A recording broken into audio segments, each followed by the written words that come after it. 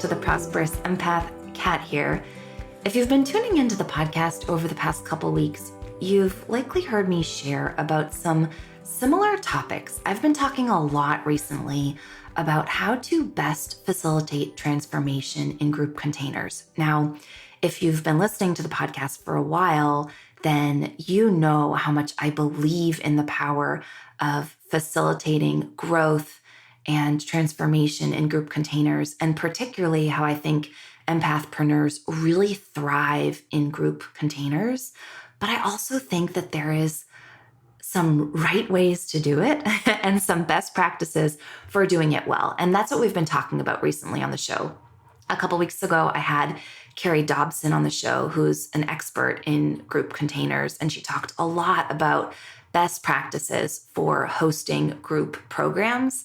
And last week, I shared about my own journey hosting my Unbounded Mastermind Retreat and some of the lessons learned and the insights and the best practices for facilitating transformation and an in-person retreat.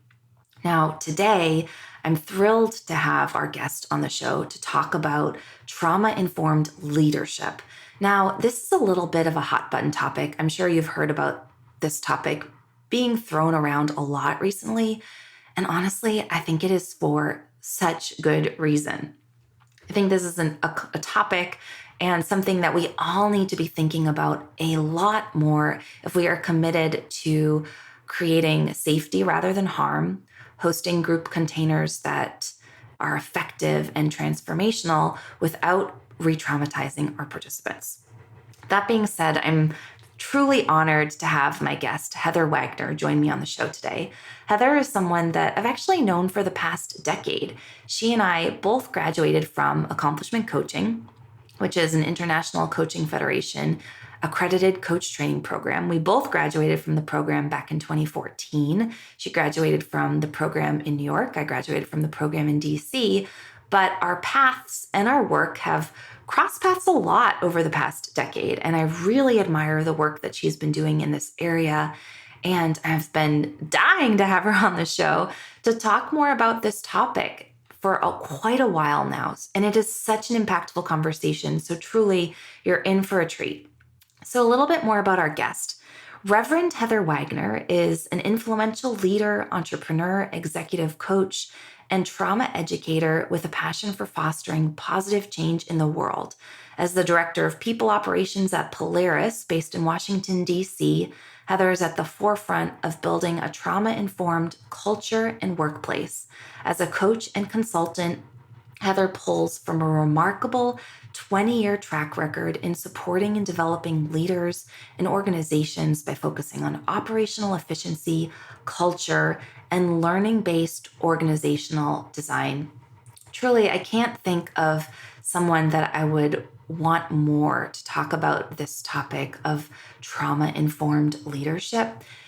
And personally speaking, I've been on both sides of this conversation, and I'm really present to the necessity for coaches and facilitators to continually be doing our own work in order to create safety in the groups that we host and facilitate and lead. Because if you think about it, the larger the groups that you participate in and lead, the greater likelihood that trauma will show up. And as coaches and leaders, it's our job to continually being open and willing to do our own healing and growth work so that we create safe spaces for our participants to show up and share and experience safety rather than experiencing re-traumatization. So a little bit more about what we're going to dive into today. We're going to talk a bit about Heather's journey and how her own journey of self-discovery has really paved the way for her career. We're going to dig into some of the topics of understanding the impacts of trauma beyond PTSD and what does this actually mean, the importance of being sensitive to different lived experiences and incorporating this understanding into your leadership and transformational work. And something I really appreciate about our conversation is just about how, as sensitive and empaths, it becomes even more important that we are aware of this conversation and doing our own work to become trauma informed. And we're also going to talk about a topic that is really important to me. It's something I talk about a lot here, and it's the topic of internalized capitalism. And we really dig into this idea about how capitalism, colonialism, and ableism influence individual behaviors in terms of rewarding specific trauma responses while punishing others. It is a deeply impactful and eye-opening conversation. I hope you enjoy it. Now let's dive in. Hello and welcome to the Prosperous Empath Podcast, designed especially for empaths and highly sensitive entrepreneurs just like you who are committed to achieving holistic success. I'm your host, Catherine Wood, Master Certified Coach, author, mastermind leader, and founder of Unbounded Potential, a boutique coaching firm for empathic entrepreneurs. I'm on a mission to bring empathy back into the world of business. Each episode will focus on achieving more by doing less through leveraging empath-friendly leadership practices, boundaries, rituals, and systems, all the while continuing to care deeply about ourselves, others, and the world around us. If you are committed to joyful living and running a conscious business, but amassing wealth while doing so, proving that you can have both in a society that tells you can't, then you are in the right place. Join me here each week to find out how. Be sure to subscribe and leave a review so you won't miss an episode. Plus, you'll find all the show notes and helpful resources over at unbounded-potential.com.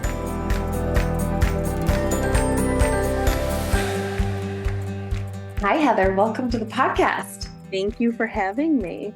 So just some context for all of our guests who aren't seeing Heather right now. Heather is a reverend, a trained coach, a trauma consultant, and she's also wearing a hoodie, has a black Yankees hat, and has this amazing Zoom background that I have never seen before. So it is like the perfect environment to be talking about trauma-informed work and leadership. How's that for an intro, Heather? I love it. I love it. I think it's visual too. It's a very inclusive way to kind of bring me into the space. So thank you. Totally. Well, I know that we've known each other for a decade now, having trained together as coaches through the same program. And honestly, I don't know if I've ever told you this story. My first experience with you was you came to DC to come to an observation session of the coach training program in DC. Mm-hmm. And you put your hand up to talk as a guest during the observation. And you spoke at length, Heather, I don't know, 5-10 minutes about fruit, some metaphor about apples. And I was like, who is this gal? She's a guest and she's like owning this whole room. And I was just looking on with infatuation because at that point in my journey, like I was like the silent perfectionist, high performer in the room, right? And you were like fully self-expressed. And I was like, wow, about fruit. So, but oh my God. And it's also just a testament of like how unboundaried I was at that point, because like I'm going to walk into someone else's space and own it like it's mine, which is great. Like, but it's so funny. I literally brace every time I hear someone say, I saw you at an observation back in the day. And I'm like, oh man, I don't know what I said or did, like what's coming. So, but we have both come so far in our journeys, and I have been looking forward to having you on the podcast for months to talk about our topic. So before I'm just chomping at the bit, and before we get started, like I would love for you to share your pronouns and a little bit of your story with my audience. Yeah. So pronouns are she, her, hers, although there's this part of me that's like, do I want to explore other pronouns? Because honestly, I'm 45. So looking back, I now have language to describe my sexual experience, my sexual identity, and my orientation. Not that pronouns necessarily relate to that, but just to distinguish that, like, I think I grew up in a generation and in a time where I didn't have a lot of space to explore identity.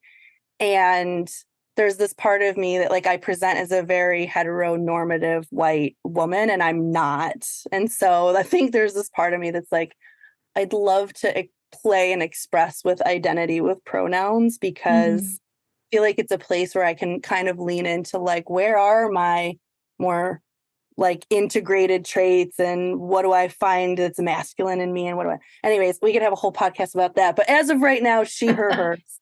Got She, it. and then my story.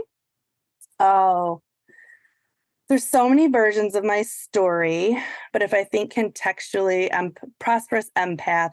My mom got pregnant as a teenager, and I think, I love my family, but I definitely think there was a lot of dynamics that caused me to experience a certain level of trauma, being a very sensitive child. I was diagnosed with ADHD at 12, and at the time, things were really hard for me, and I was lucky to have a mentor in my middle school therapist, psychologist, counselor, whatever they are, who saw that I was spending all this time in school suspension because I was kind of like I was the at-risk youth, as they say. And she saw that I just needed to have my energy directed into something useful. And so she got me involved in this program called the theater group, which I tend to joke was like a group of, it's like the breakfast club of misfit middle schoolers. And we would act out through improvisational theater, all these different skits that people, for our peers, addressing things that we all kind of dealt with as peers. So it could be like rumors or peer pressure. We also addressed heavier topics like suicide and drug use. And at the time, I did say I'm 45. So at the time, the HIV epidemic was really big, and the AIDS quilt was very big. And we did do a skit based on that. And I played the doctor in the skit, and I got to go to like the AIDS Institute in Rochester and learn and research. And one of the things about this program that was really interesting is after we would play out the skit, we would sit in character on the stage and allow our peers to ask us questions. And so there's a few things I got out of that experience. One, I learned at 12 years old how to have really complex, vulnerable, and dynamic conversations and to hold space for them. And I didn't know at the time it would end up being like the thing that is my superpower as an adult and is the core of my work. I learned that I actually, when I channel my talents into something positive, can have a really huge impact. And I also learned how to be sensitive and attuned to people in the space through improvisational work, but also just through my own innate talents as a sensitive child who couldn't get her needs met in other places, but I could get them met in this kind of a format. So I think that's kind of like where my story really starts. And I ended up, going on to study biology and ecology. And it's interesting how I use that and some of the culture work that I do now and my root understandings of biology and how it plays into my trauma work. And then as I grew up, I, married my husband. He owned a restaurant for a while. I did that. There's a joke that I've had like 32 careers in my life, and we could probably do a podcast on all my careers. But, I had a son 2012. I very quickly attuned to his sensitivities, and he ended up getting diagnosed autistic. And so for the past 10 years, I've really been learning how to raise an autistic child in this non-neurodivergent friendly world. And through that, as with many parents of autistic children these days, I realized and collected a bunch of my own diagnoses. Like, I'm a highly sensitive person, and I have PTSD, and I have sensory processing disorder, and I am also autistic, and I'm also high performing and high achieving. And so I think my story is really learning how to be all of those things in a world that's not necessarily designed for all of those things, with this deep connection to wanting to create safe space for everyone to just be who they are. Mhm. Well, I think that that is a beautiful segue to the topic of being trauma informed, because I can certainly appreciate how your journey has oriented you to being exactly where you are, and meant to be like exactly where you are. And honestly, when I think of being trauma informed, like you are the person who comes to mind, as well as your teacher, who I recently found out that you studied with. So I would Yes. love for you to define for me and for my audience, because I will admit, like um, would love to, I intend to learn more. And I would love for you to define, what does being trauma informed mean? I try to be inclusive here and try to also educate, because really, it's defined a lot of different ways, right? So if I just started with um, kind of the DSM model, trauma is really only diagnosed as PTSD, and it tends to come and be related to very, what we would call, acute traumas, or sometimes chronic traumas, but they tend to be more big T traumas. So like war, and I want to put a trigger warning on this. I may use terms or phrases that could make anyone uncomfortable who's listening. And so if you notice in your own body you become uncomfortable and you need to walk away or press pause and come back to this, I just want to give you permission to take care of yourself. So Can I just name like that right there is an example of being trauma informed, right? Like yes, that's yes, a modeling of it. yes, yes. And so being trauma informed really at the end of the day is just kind of being attuned to the fact that there are people with a wide variety of lived experience, and it's not, while it's not our responsibility, and this is an argument I have gotten into with some of even our colleagues before, it's not our responsibility to kind of like create an environment where no one ever gets triggered. But I think as an empathic leader and as someone who is sensitive to other people and compassionate towards other people, I do want to at least be responsible for how I show up in a space and give people the opportunity to have agency and choice on whether or not they choose to stay or not, and at least give them the opportunity. And I think there's some people who believe that you should just walk around and be whoever you want, and other people's triggers are their problem. Yes, other people's triggers are their stuff. And what am I doing, or what can I be responsible for? Right. Um, so going back to like trauma and trauma informed can be defined a couple different ways. If we think about trauma, some people are looking at it strictly through the lens of like acute traumas that are diagnosable. In the last 20 years, our understanding of trauma has really expanded. And really, our modern understanding of trauma really only goes back to like the 70s and 80s, because we didn't even have language or understanding of what that was. So nowadays, one of the ways I define trauma, and this is in the space, is anything that happens too much, too soon, too fast, for too long of a time, where your agency has been taken away. This can cause an internal neurological response to a threat, and everyone's relationship to how they respond is different, right? So if we understand that as a definition of trauma, and not the right definition, but a definition of trauma, then trauma informed becomes acknowledging that that exists in the world, and that how we choose to relate to people and how we choose to build systems around people can then include that knowledge and information in a sensitive and empathic and compassionate way.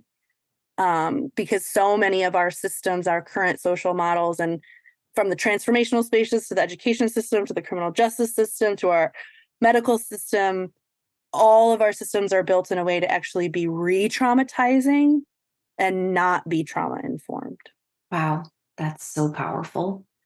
As you were talking, like I was just thinking of so many examples, so many personal examples that came up. But a theme that at least I've noticed for me that's shifted a lot over the years in my in my coaching and also in the transformational containers that I run in my masterminds is this theme around consent and how through like extending consent to people, reminding people that they always have consent, that they have the opportunity to opt out, to say yes, to no, decline, that like for me, that is something that feels very in line with being trauma informed. That is not always something that I felt was modeled for me. No, it was not modeled in some of the more. So here's one of the first things I learned in my very first trauma educator course, was that the old model of transformation and healing, even in the psychological, like even in the therapeutic psychological space, there was this ideology that you drive up people's stuff on purpose because then you have material to work with. And without really understanding that that is inherently re-traumatizing to people. And I think what I've come up against with some folks from a like conflicting ideology standpoint is like, well, you know, this is what happens in the world anyways. So like, what's the difference? Or how are you actually going to create change if you don't drive up people's stuff?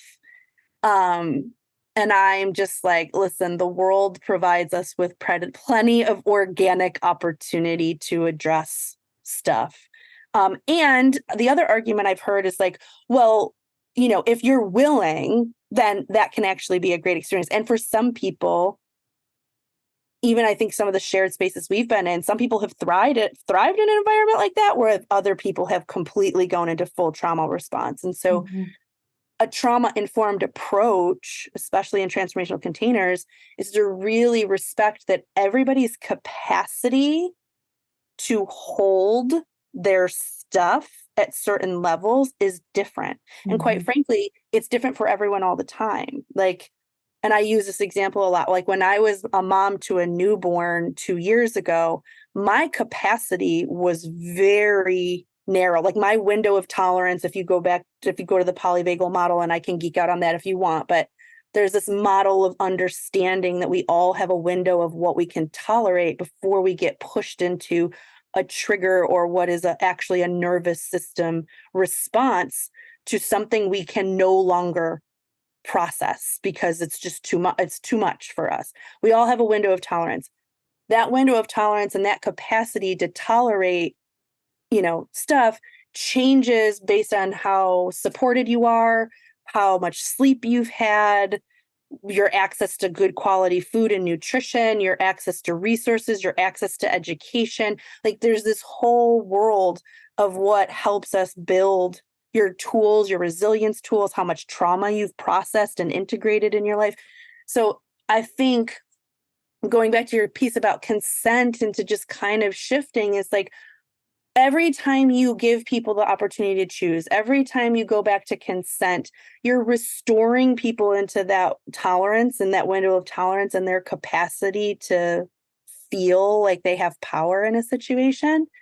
And we have no idea what their capacity is. We have no idea what they can handle. We have no idea what they're even ready to cope with and face. And so many of the old models don't honor or respect or hold reverence for that. You've mentioned this idea of the old model of transformation versus the new model. And I'm wondering if there are other aspects that differentiate the two, and if there are foundational things to consider for our listeners as they're considering not only which transformational containers they want to choose to belong to, but many of our listeners likely want to create their own transformational containers. So what should they be considering as they're wanting to be more trauma informed, more responsible? Yeah. It's fun. Thanks for reflecting back to me that I kind of create that dichotomy of old model versus new model, because I don't know that I use that a lot just to kind of create distinction that, because I could be like, if it's not trauma informed, it's wrong, right? And I don't want to be that way because everything's different, right? So I think if I was to create some kind of markers, I would say some of the ideologies that tend to come out of what I call old model tends to be like they don't necessarily honor people's capacity. It's like, oh, well, if you're just not willing to do the work, using language like victim mindset. Um, Unfortunately, when you do have people who have lived experience, and when I say lived experience, this could be lived experience of any kind of trauma. I happen to work now for an organization that works to fight to end human trafficking. And so when we talk about lived experience, we're specifically talking about trafficking survivors or victims. But it could be people of any kind of major big trauma that they have lived experience of that, right? So there's not a lot of honoring of people's lived experience and how that informs. And that can also be lived experience of your identity. Like if you come into a space and you don't see anyone else who looks like you or shares some of your identity, that might be a red flag that that's not necessarily the safest space for you. And when I say safe space, that's such a charged thing.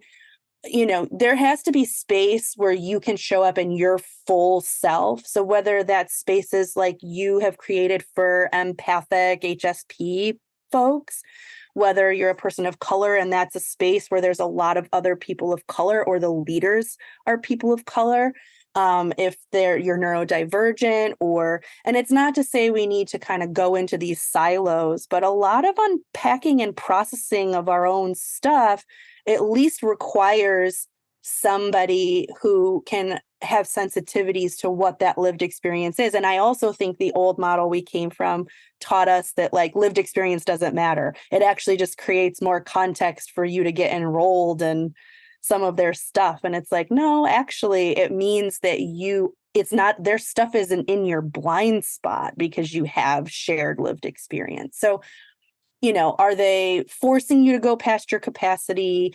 Are they shaming you if you're not willing because it no longer feels safe for you? Do they push you past your window of tolerance? Do you see people who have shared lived experience with you?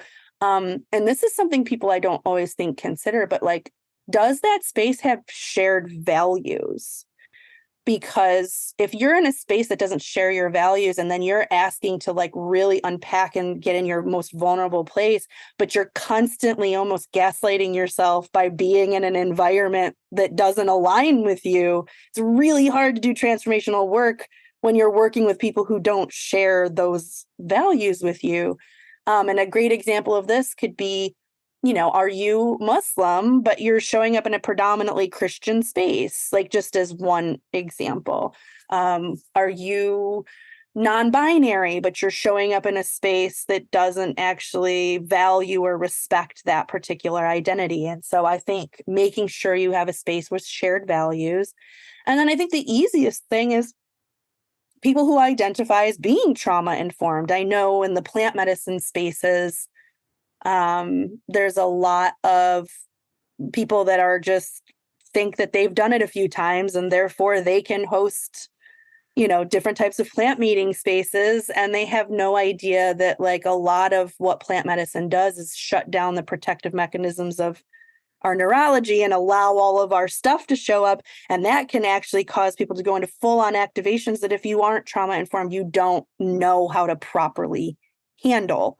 So are they trauma informed? And then the last thing I'll say on that is like, just because they say they're trauma informed, ask what that means to them. What are the tools and systems they put into place? What are the practices that they use to create that kind of environment? And are they saying things like agency and choice and nervous system regulation and window of tolerance? Like, are they talking about these terms?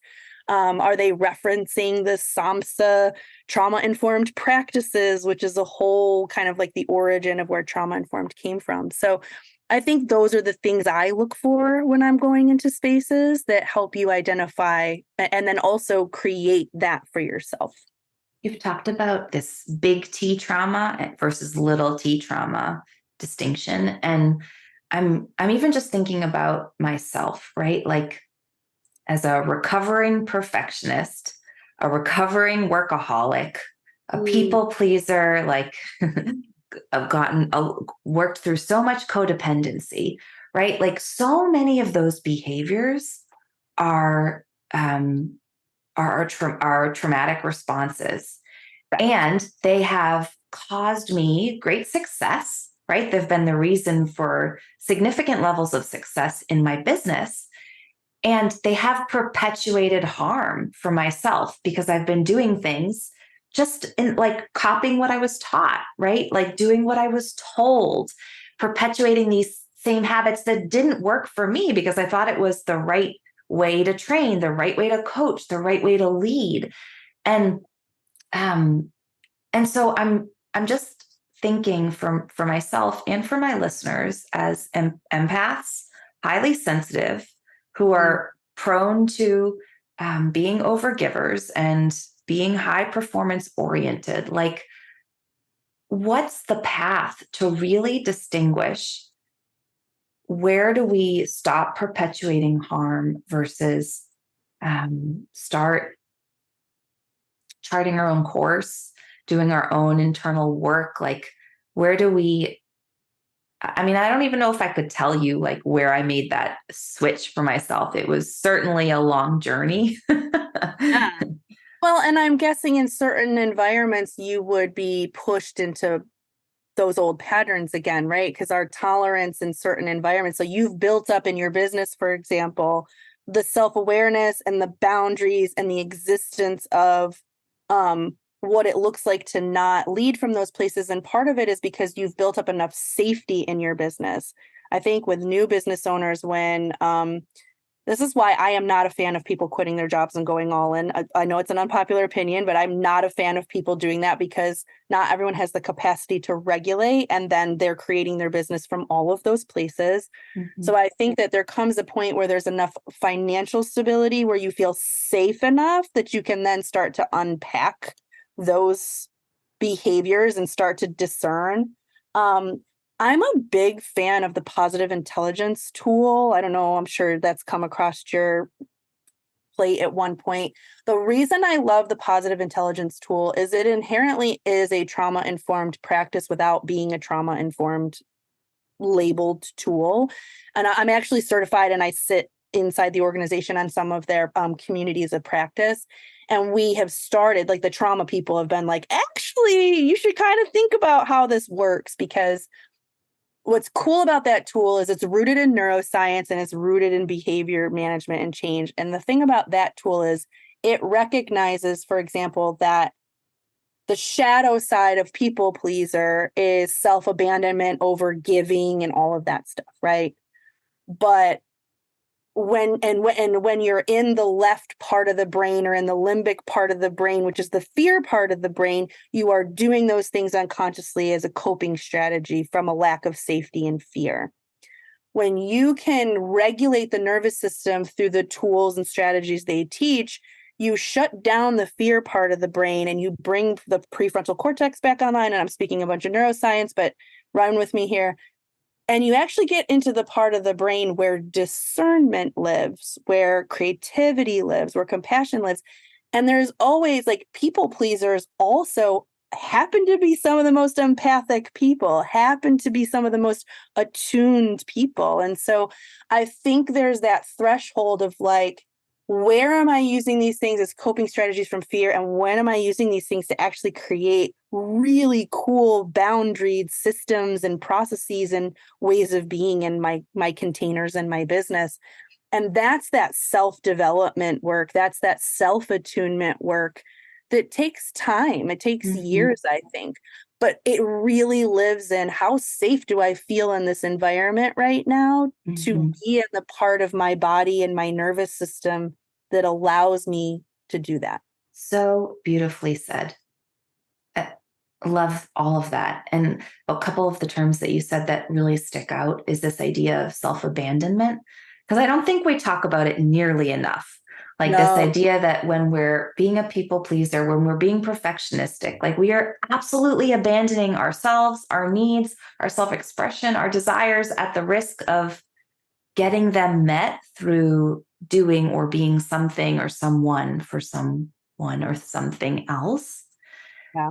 And you're right. Like, I'm just kind of connecting the dots for myself, but it absolutely is a long process. And I think it starts with getting reconnected with ourselves. And is it safe to be me? Like, is it safe to say what I really think? Is it safe to do what I really want to do? Is it safe to share my boundaries?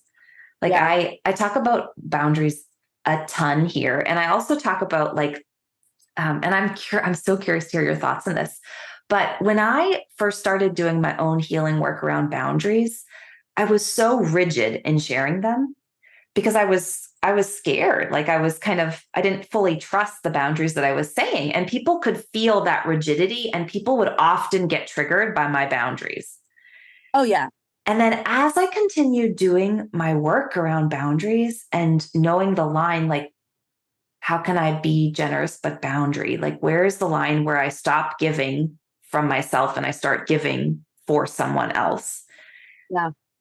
And boundaries became completely embodied, and I stopped triggering other people through communicating them. So there's a couple of things here. One thing is, I think in the beginning, people use words, and I call them, they don't set boundaries, they set walls.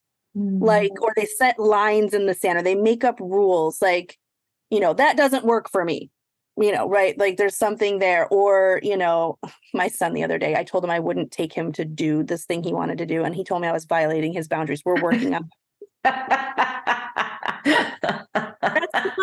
no, that's not a boundary. That's a preference. And no, I'm not honoring your preference right now. You're right. And then we talked about how, like, a boundary would be, Mom, you can't yell at me and tell me, no, I won't do that thing for you. Can you please speak to me in a kind way and tell me, no, I won't do that thing you do? Like, so I think when we stop communicating with words and rules and we move into communicating from words and experience, where it's like, oh, hey, like, that didn't, this morning I told my husband, you said something last night that, like, I know you didn't really mean, but it kind of stung a little bit. So can we just talk about that for a second? And, like, he feels my boundary because I'm sharing the experience and I'm communicating versus, hey, you said that thing last night and that's not going to work with me anymore. So here's my boundary. Like, it's kind of hard to articulate, but to your point, when I don't know who said it, but someone said boundaries aren't communicated, they're felt. Mm-hmm. And that to me was like the epitome of what a boundary actually is. But, and I don't know where we mentioned my mentor, Thomas Hubble, but I love the way he talks about boundaries, which is literally a boundary is just this like liminal space between where you end and begin and where I end and begin. And a lot of times when people are codependent, there's this enmeshment where the boundaries get blurred between each other. And part of the codependency work is like pulling away and figuring out where that is. And the way he talks about it is, what happens is, when we are traumatized or wounded, or as children had our boundaries violated, we become numb to that particular area of our experience. And when we've been wounded in certain areas, we become numb to that experience. And so part of boundary work is actually learning to actually get back in touch with those parts of ourselves. And we could get into parts work in a whole nother conversation, because I know we share that parts work. But when you reconnect to those abandoned parts of yourself that are numb, and you actually integrate that experience, he talks about how boundary work is actually learning how to hold more of your own lived experience without shutting down or going into a trauma response. You can actually just hold that. And I think that comes from that integration work and better understanding. So I think boundaries are far more complex than we understand. I think at the very surface level, we just think that it's like, here's my line and here's my rules and here's how you engage with me. And it has to start there. It does. I think that's a natural place to start. But when you get deeper into it, that's when the real work starts. Yeah. No, I think that makes a lot of sense. I think that there are so many layers and levels to the boundary conversation. Like as you were talking, I was just thinking about um I mean, a component of the parts work, right? It's like when we commit to doing that deeper healing work and we start reconnecting with our abandoned parts, we stop trying to get those parts met through our unhealthy or unboundaried relationships. Yep. And Yep. then we might outgrow or move on from relationships, which is a whole other aspect of boundary work, really. Yeah. That was one of the one that was harder for me. I've realized the more boundaried I get, the more attuned, the more self-honoring I get. There were certain relationships that I just could no longer be in, and they were really heartbreaking losses. And there was a lot of grief in that. And it's that complexity of like, while I'm healing and growing, I'm also losing some things that, healthy or not healthy, there's still a grief in some of that loss. And it becomes this really dynamic experience. And I think that is one of the reasons why people get scared is I think there's an intuitive understanding that if I am going to grow into this person I want to become, I'm going to have to let go of some things that I'm really comfortable with, even though I know they're not healthy for me, even though I can kind of sense like, oh, like this person, I don't feel good after I hang out with this person, or it's still the person you know and love and care about, you just don't necessarily care for those. Some people are easy to leave. That's true. But other people, it's a little harder, right? It's For like, sure. oh, you're so complex. I love you for all these reasons, but those things you do just really don't work anymore. And you don't want to change. So Mhm. I have to opt out. And that's hard. Well, speaking of boundaries, I want to be mindful of our time. And there's a topic I really want to touch on. We could probably do a whole episode on it, but something that I talk about a lot these days is internalized capitalism. And I you love you started talking about that. Yes. and you responded on a LinkedIn post of mine last fall, and I just loved what you said. Like it was a whole nervous system response. Yes. And I would love to talk a little bit about your relationship to internalized capitalism, and like how does it reward some of our trauma-based coping mechanisms and hurt others, and like where is the line? Oh my God. I mean, I feel like we need to do a series on each topic. We probably could do about 25 partnership or 2024 partnership.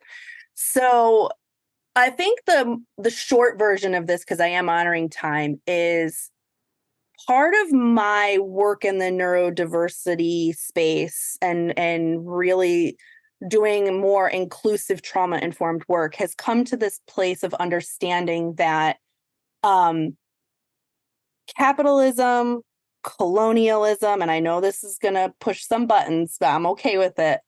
Ableism, there are some core isms that have yet to really be addressed. We've looked at sexism, we've looked at racism, we've looked at other things, ageism, and we need to continue to look at those. But I think the ones that have not been fully explored yet and how they show up in our leadership spaces and our organizational spaces are really the colonialist, capitalist, ableist things.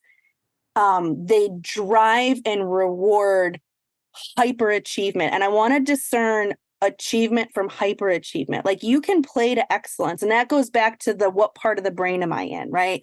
Because in the part of my brain that feels safe and engaged and I'm in my social nervous system, I can just be a stand for excellence because I value that, right?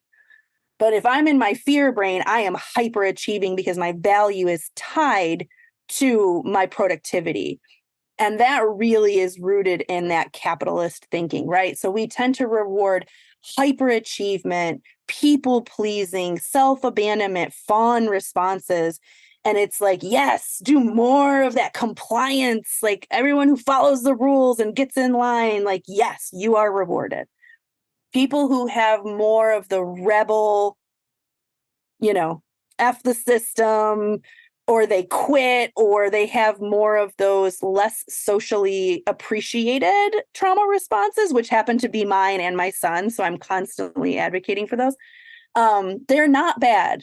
You would not punish a child for having digestive juices secrete after they eat a sandwich. When you're a human being and their nervous system goes into a fight response, let's not punish them. They are having a natural biological response. Let's actually help regulate them and help them get into the part of the brain where they feel safe and we can actually process what's happening. So I think this is the thing. We're constantly punishing and criticizing and shaming fight and flight based trauma responses. And we're rewarding compliance, people pleasing, self-abandonment, overachievement. And it's been going on and is rooted in a lot of these complex societal ways of being that I think are really scary right now to unpack in our climate and our social climate. Oof. I know, it's like a place to stop. I know. This is like a door opener rather than a nice segue to a close. Doorknob conversations. I know. We might just need to leave that there for a part 2. Like it feels, honestly, it feels like an honest place to leave the door opened, because I think there are many more questions to be answered here than answers. I agree. Thank you for your solidarity and the values aligned approach. And you know what I'm really appreciating in this moment is I think that because of all of the inner work that both of us have been doing, I feel that much more connected to you now in almost 2024 than I did in 2014. I know. And we've actually, I think, both gravitated towards some of the same modalities, probably because of our shared empathic traits. So yeah, and high achieving and all of those. All the things. Well, as we wrap, what has supported you in becoming a prosperous empath? Really looking at myself through that highly sensitive frame, I'll be honest with you, because it allowed me to have more self-compassion when it didn't work for me the same way it did for other people. And I also got to honor a part of myself that I think previously I had judged or shamed as something wrong. And so that first diagnosis of highly sensitive person and the work I started there through that lens really helped me pivot to be more aligned with things that worked for me. So I honestly think that's it. I love it. Heather, thank you so much for today. This was really special and a complete honor. Well, thank you. Thanks for having me, and happy to come back anytime. Thank you so much for listening today to this episode of the Prosperous Empath Podcast with me, Catherine Wood. Make sure you subscribe and leave a review so you don't miss an episode, and so more empaths just like you and me can find the show. As a thank you, each month, one lucky reviewer will receive a 60-minute coaching session with a member of our Unbounded Potential team. You can find all the show notes and bonus resources over at unbounded-potential.com. Thank you so much for listening and locking arms with me to bring empathy and prosperity back into the world of business.